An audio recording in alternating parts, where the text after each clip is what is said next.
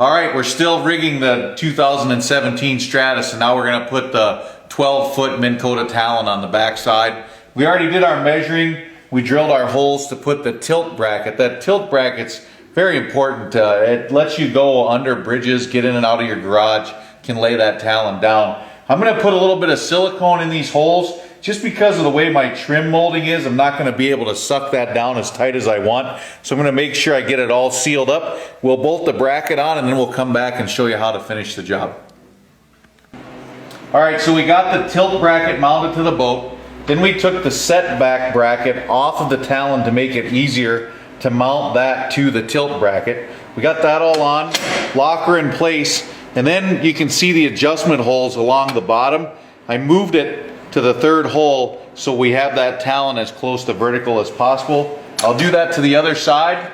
We'll slide the Talon in and then we'll wire some power. All right, so we've slid the Talon in the bracket. Now we've got to adjust the height. So I take a straight edge, I put it on the bottom of my boat, and you can tell that when I'm up and running on plane, this is a little too low. It's probably going to drag in the water some. I'm going to raise her up about 6 or 8 inches. We'll be all set and then we'll wire it.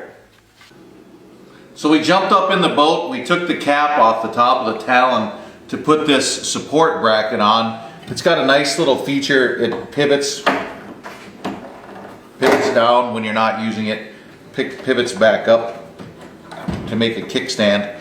So now I'm going to put the cover back on, and then we're going to grab this trolling motor plug. We're going to wire 12 volts so we can take the Talon off easier. This will just unplug, slide it out of the bracket, and you can lean it in your garage. That'll be the last step.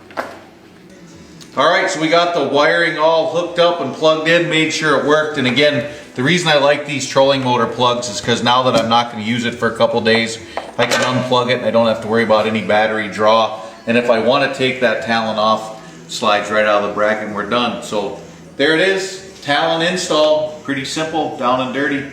All we need is some open water.